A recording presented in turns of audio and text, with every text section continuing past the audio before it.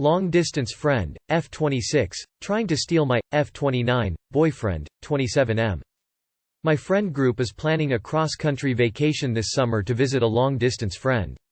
This friend group consists of me, F29, my BF, 27M, Marissa, 26 ISHF, and 2 other guys. Marissa is the newest addition to the friend group, being a childhood friend of one of the other guys. She works at Disney and has lived down there for several years now. Our group are pretty avid gamers, so it's not uncommon to see at least a few of us in a Discord chat every evening.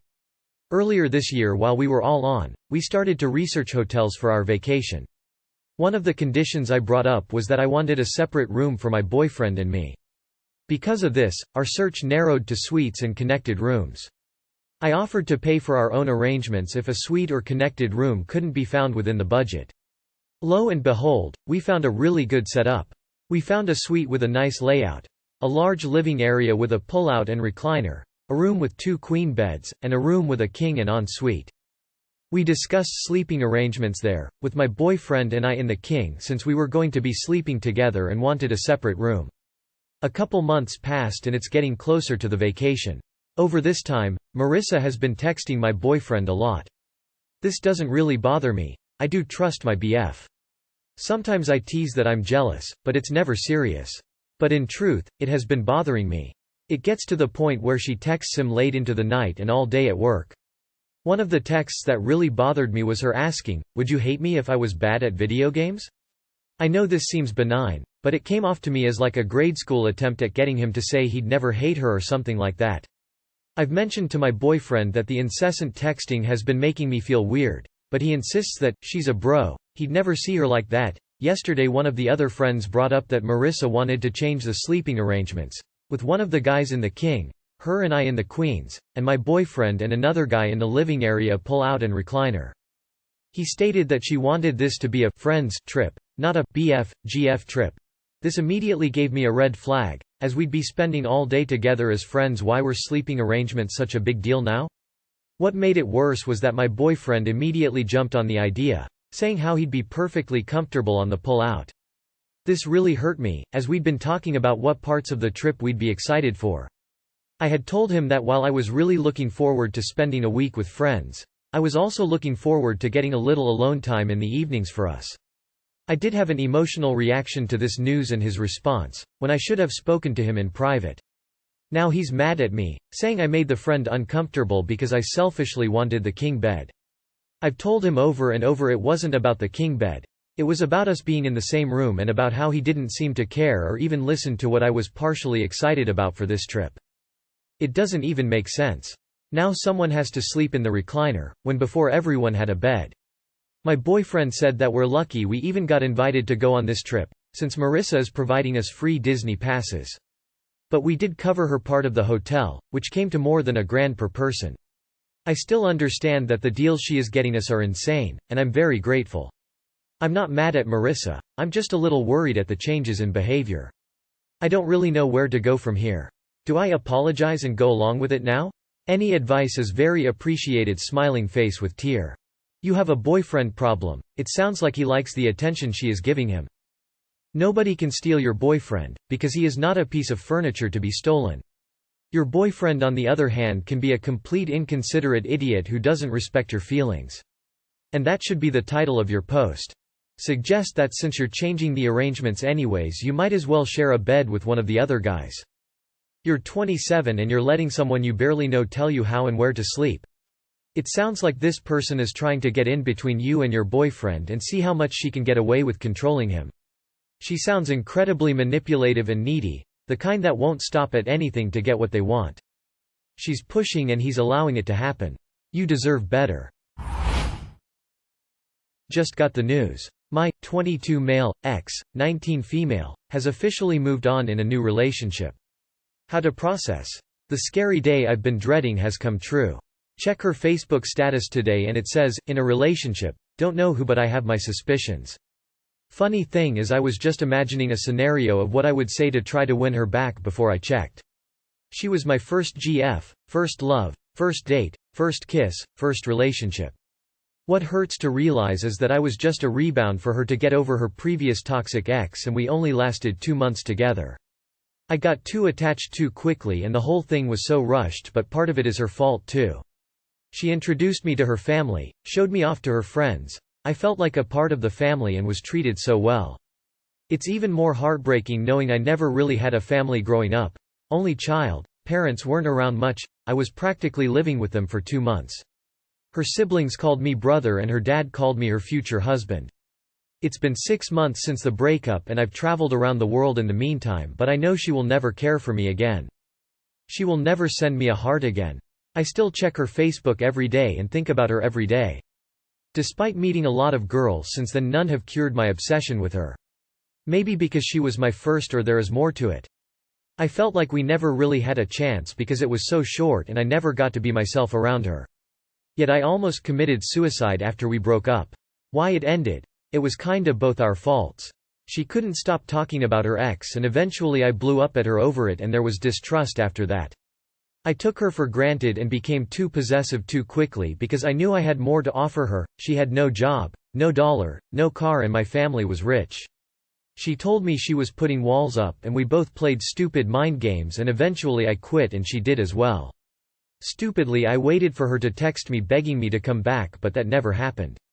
She had her friend reach out eventually, but just to tell me I was cute and not to wait for her. She initially said we can be friends and get back together in the future after she finds herself. But I doubted that and a month later she texts me saying there's no chance. Partly because in bitterness I did post passive-aggressive shit on my page that maybe hurt her. Overall I feel guilty, sorry, worthless, unlovable. But also a desire to reach out to her and let her know I hope she is happy with the new guy because I never felt I was capable of making you feel as happy as you made me feel, and then I took you for granted. I waited 22 years for her, but my first relationship was a dud and I made many mistakes when if I played my cards right and acted mature and trusted her I could have had a future with this beautiful warm-hearted girl. I wish I could still be a part of her life just as a friend. I'll never know if she had BPD, but when I think about it all it sounds pretty spot on. Although the way she acted could also maybe be explained by her ADHD. I hope they are good for each other, but I will be single for a long time. I will be pretty damn surprised if she ever reaches out to me again, but one of the last things she did say to me was that I never really knew her. One thing led to another and we fucked and that was it, there was never a relationship. If I meet another girl she said to take it slow and I am just thinking what the fuck, that's coming from you. Let it go, mate, it would be of great help for you to seek a professional. I strongly suggest therapy. And a little willpower. Stop checking her social media. That's stalking behavior. Find other things to do. Take a class, try a new hobby, join a club. Find out the things you like to do and meet other people who like to do them. Make some new friends. And definitely therapy. Professionals are very good at digging in and untwisting obsessions. For the love of God, move on. 2 months? Only 2 months and you're this obsessed? And it was 2 months with that level of toxicity? My brother in Christ, what are you even missing in the first place? Get some therapy, dude. Dude, she's 19. Move on. My 25 female husband, 26 male, refuses to let our daughter, 1F, eat cake on her birthday with my family. My 25 female husband, 26 male, will be out of town on my daughter's first birthday. Side note: all families live in states away from us. My husband's family are planning to come to see us when he returns to have a birthday party for my daughter. So, as a result, I was going to be alone with my daughter for her birthday. I called my mom, 53 female, and she found out that I would be alone and she invited me to fly down for a few days to see us for my daughter's birthday. The plans were just to spend time and have a cake, cupcake, nothing big, with her and my younger siblings, not sure if it matters. But when I was growing up our family would celebrate our birthdays with a simple cake, cupcakes and a fun activity for the big day.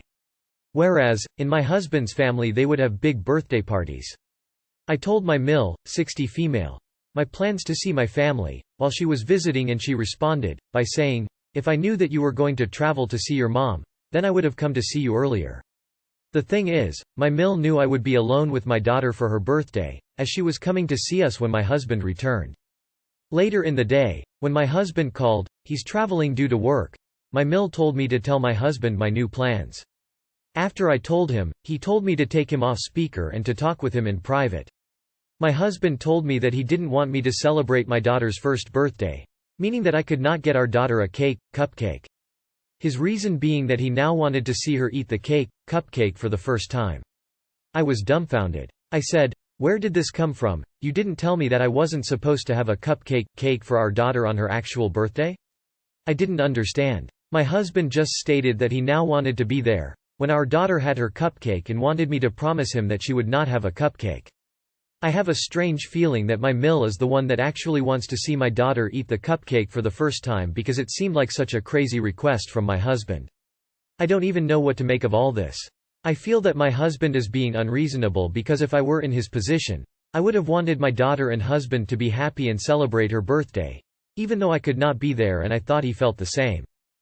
Regardless of possible Mill involvement, I need advice on how I should handle the cupcake issue first.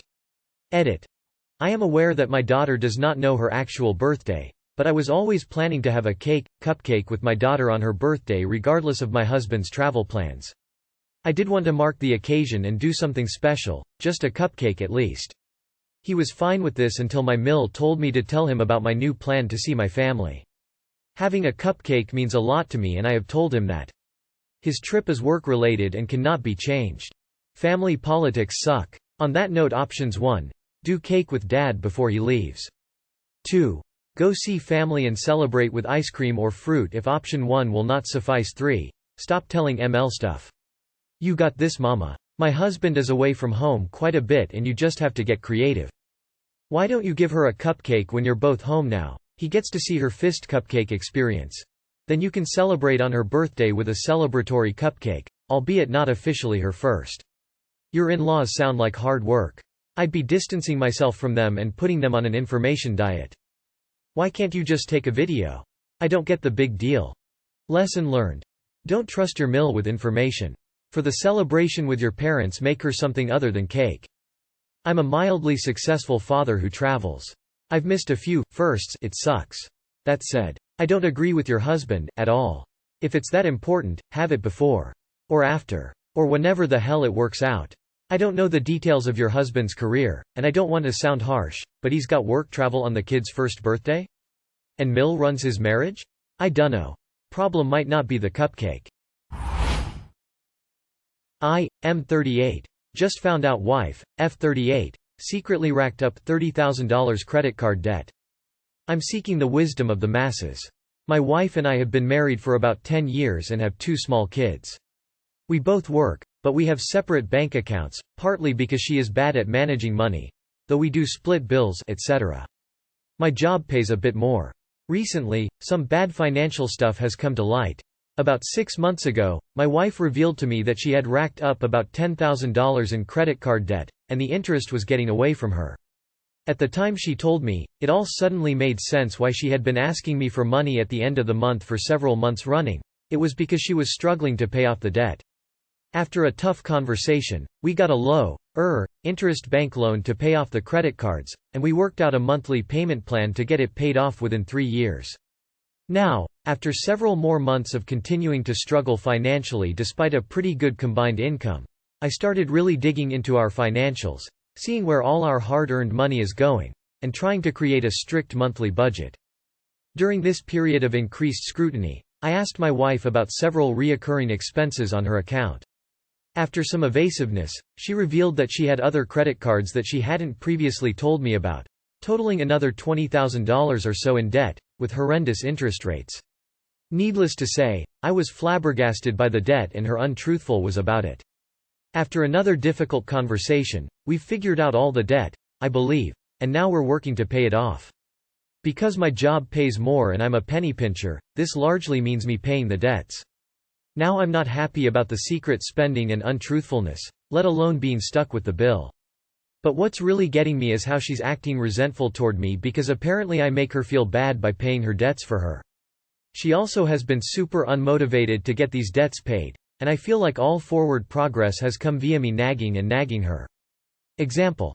I had to nag her for days before she would do a phone call so I could pay off one of her cards. Then, afterward I made a comment about making progress in the right direction, and her response was basically that I'm doing this for my own satisfaction and am making her feel bad for not being able to pay her own debts. Not to mention she constantly complains about the forced austerity I'm advocating until the debts are paid. I'm about at my wit's end and feel like I'm in a one-person team here in terms of finances. My specific question is, how do I regain trust in my wife regarding finances, and how do we avoid this problem happening again? Any thoughts welcome. TLDR. Wife secretly racked up $30,000 credit card debt and is unmotivated to help and resentful toward my efforts to pay it off. DIVORCE. You are the one-person team. She's like a toddler with her hand in the cookie jar. My ex was the same way. I think all the money spending gives some people a dopamine hit and they keep chasing the high. My ex refused financial counseling. Hopefully your wife won't. She needs it bad. She should get an allowance. All other money is handled by you until she can get a hold of her spending habits. If another credit card appears, divorce. Otherwise you will always just be paying for her shopping and you won't get to enjoy any of the money you earn. The rest of your life will be you trying to reduce your lifestyle so that she can live it up on her own. 2 words. Couple counseling.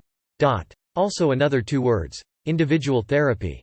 People who know the value of money and understand budgeting are not compatible with people who do not. It doesn't matter how strong you believe you love is. Money issues and debt win that battle.